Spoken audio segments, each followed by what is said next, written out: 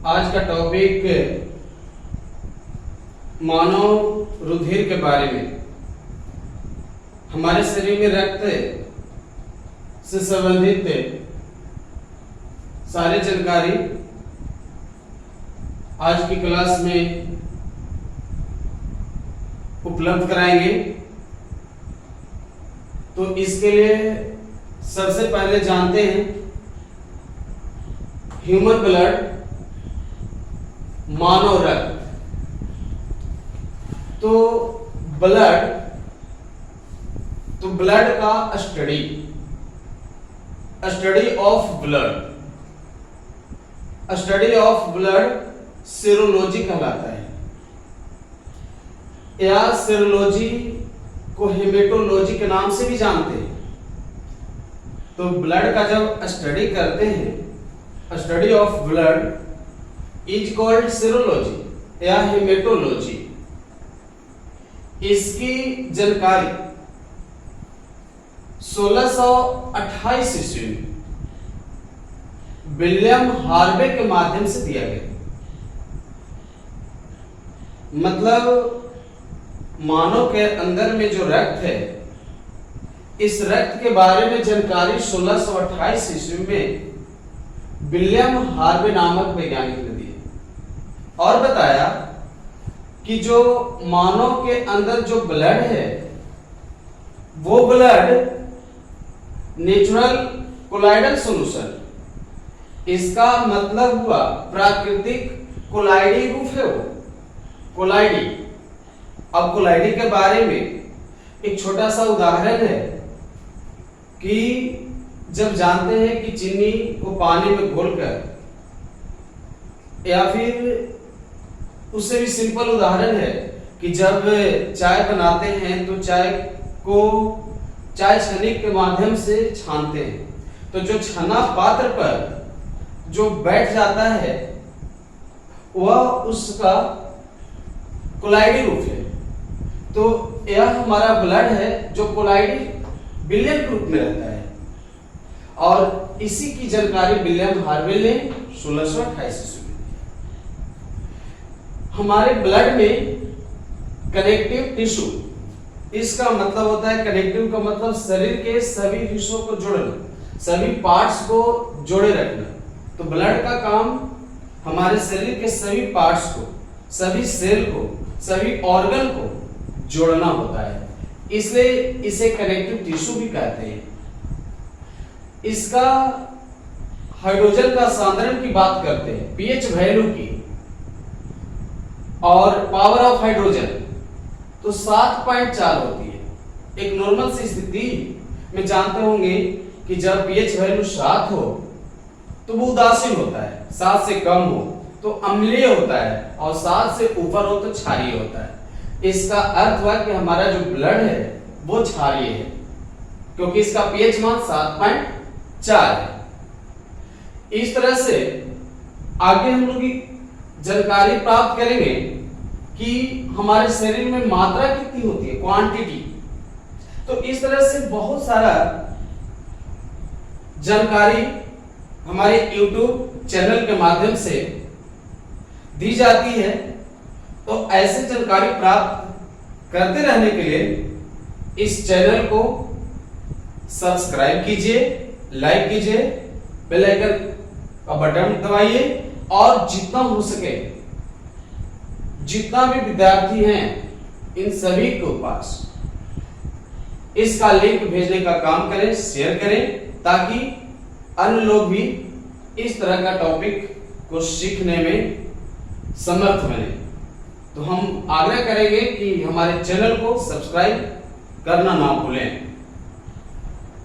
आगे है क्वांटिटी की। मेल में, पुरुष में 6 लीटर ब्लड होती है।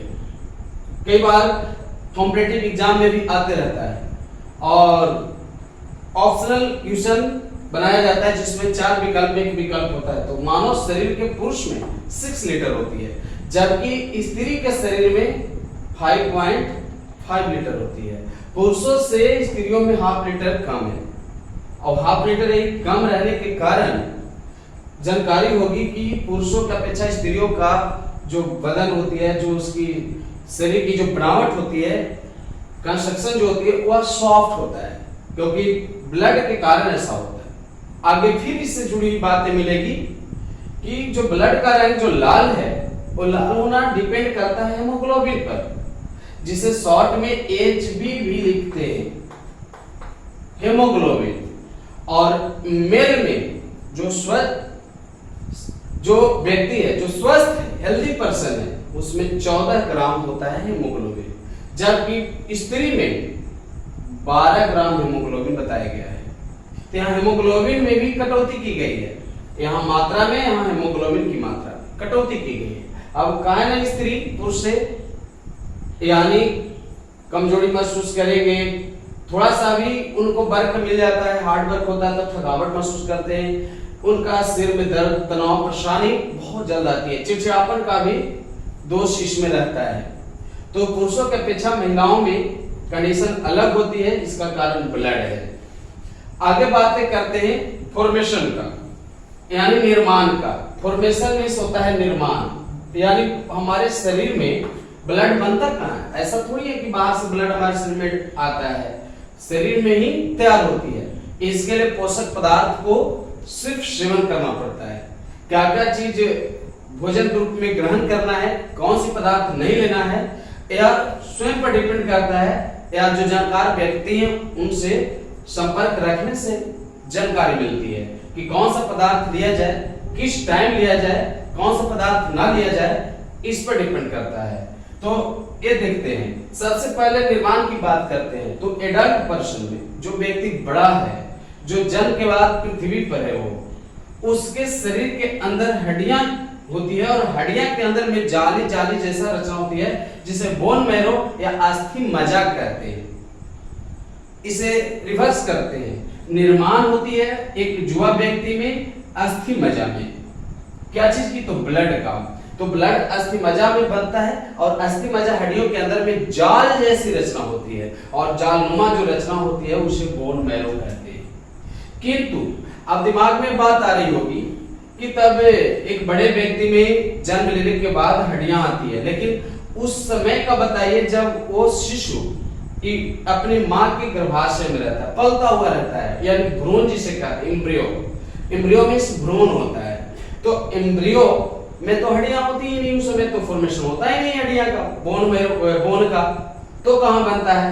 तो याद रखना, यानी एम्ब्रियो में जो ब्लड बनता है वह लीवर में बनता है। तो एम्ब्रियो में ब्लड बनेगा तो वो कहां? लीवर में बनेगा, यकृत में बनेगा। लीवर में ही ब्लड बनाता है एक छोटा सा बच्चा, और जब बनता है तो स्टोर भी करना जरूरी है।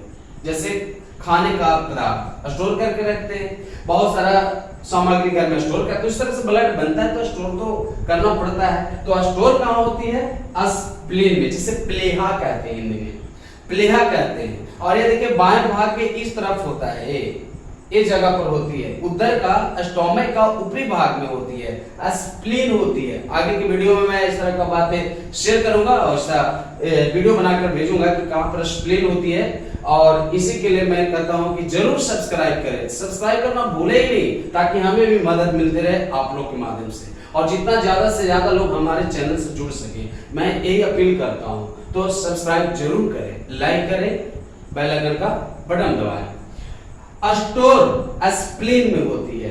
इसके साथ ही स्प्लीन को देखिए दो तरह से जानते हैं, ब्लड बैंक के नाम से, यानी सिक्योरिटी मनी का भी बैंक होती है, लेकिन ब्लड को भी जमा रखने का काम स्प्लीन करता है, इसलिए स्प्लीन को ब्लड बैंक भी कहते हैं। और यहीं पर जब पूरा अवधि हो जाती है, लाइफ पूरा हो जाती है ब्लड का, तो इसी जगह पर उस ब्लड का मृत्यु भी होती है, यानी नष्ट भी होता है। इसलिए स्प्लीन को दो नाम से जानते हैं, फर्स्ट है ब्लड बैंक और दूसरा है ग्रेव यार्ड, यानी कब्रगाह कहते हैं। तो ब्लड का कब्रगाह कोई है तो उसका नाम स्प्लीन है, यानी स्प्लीन को ब्लड का कब्रगाह भी कहते हैं। तो याद हो गया होगा, ब्लड बैंक और कब्रगाह वही है जिसका नाम स्प्लीन है। अब बात करते हैं फंक्शन की, कि ब्लड का फंक्शन हमारे शरीर में क्या है, रोल ऑफ ब्लड। तो ब्लड का रोल क्या हमारे शरीर में है, तो इस रोल के बारे में जानेंगे कि इसकी रोल क्या है। तो रॉल देखते हैं कि हमारे बॉडी में किस तरह से फंक्शन कर रहा है, किस तरह से कार्य कर रहा है, इसके बारे में जानेंगे। तो देखिए यहाँ पे लिखा हूं कंट्रोल ऑफ टेम्परेचर। ये देखिए कंट्रोल ऑफ टेम्परेचर है, तो हमारे शरीर में ताप का नियंत्रण भी करता है। अब ऐसे बुखार लगना और भी बहुत सारे प्रॉब्लम, एक छोटी सी बात है, मलेरिया एक डिजीज होती है, उस पर स्प्लीन पूरे नष्ट हो जाता है। आप सोचिए कि स्प्लीन नष्ट हो गई ना, ये जमा करेगा और ना ब्लड की मृत्यु होने का इंतजार करेगा, तो स्प्लीन खत्म हो जाती है और वो मलेरिया में इस कारण व्यक्तियों की यानी क्षति होती है, यानी व्यक्तियों की मृत्यु हो सकती है मलेरिया जैसे बीमारी में। बात अलग अलग वीडियो वाले क्लास में अलग अलग होती है, लेकिन छोटी सी बात आ गई मलेरिया का, तो स्प्लीन बर्बाद होती है, इतना याद रखना होता है। क्योंकि कॉम्पिटिटिव एग्जाम में फायदा आता है, नीट एग्जाम में आता है, पैरामेडिकल के एग्जाम तक के सब टॉपिक आते रहते हैं, और जहां तक कि 12 का बेसिस का 11 बेसिस का भी एक टॉपिक है जो मिलता रहता है, और जनरली ऐसे जानना सबको आवश्यक होती है कि हमारे शरीर में क्या हो रहा है और क्या नहीं हो रहा है। तो कंट्रोल करता है टेम्परेचर को। ट्रांसपोर्ट ऑफ न्यूट्रिएंट्स, जो खाते हैं, खाने के बाद डाइजेस्ट होती है, तो डाइजेशन के बाद जो हमारे बॉडी में जो अचीव होता है वो न्यूट्रिएंट्स पोषक तत्व को, वो पोषक तत्व यानी वेरियस रूप में होते हैं, जो न्यूट्रिएंट्स को अलग अलग रूपों में जानते हैं। बहुत सारे रूप होते हैं इसको, कार्बोहाइड्रेट हो गया, फैट्स हो गया, प्रोटीन हो गया, एंजाइम हो गया, एंजाइम से हार्मोन बनता है। तो चूंकि इन सभी कार्यों में जो मदद करता है ना, वो है ब्लड, क्योंकि न्यूट्रिएंट्स को, पोषक तत्वों को हमारे शरीर के सभी हिस्सों तक पहुंचाने का भी काम करता है। Transport of oxygen and carbon dioxide, oxygen को ले जाना और कार्बन डाइऑक्साइड को बाहर निकालना, इन सभी कार्यों में ब्लड का रोल होती है। क्योंकि फेफड़ा से सेल तक ऑक्सीजन को ले जाना और सेल से कार्बन डाइऑक्साइड को फेफड़ा तक पहुंचाना, लंग्स तक पहुंचाना, वो किसी का काम है तो वह ब्लड है। उसी तरह से एक्सक्रेशन ऑफ एक्सक्रेटरी प्रोडक्ट्स, यानी उत्सर्जित पदार्थों का उत्सर्जन, जैसे पसीना नाकों से, कानों से, गलों से जो निकलती है ना, जो अपशिष्ट पदार्थ जो शरीर में जो बन जाता हानिकारक पदार्थ है, इन सभी हानिकारक पदार्थों को भी शरीर से बाहर निकालने का कार्य करता है, तो वो ब्लड है। तो ब्लड का बहुत सारा रोल होती है। तो हमने शुरू से लेकर अब तक जो भी जानकारी उपलब्ध करवाए हैं वह ह्यूमन ब्लड से संबंधित है। इस प्रकार ह्यूमन ब्लड हमारे शरीर के लिए कारगर होती है, और इस प्रकार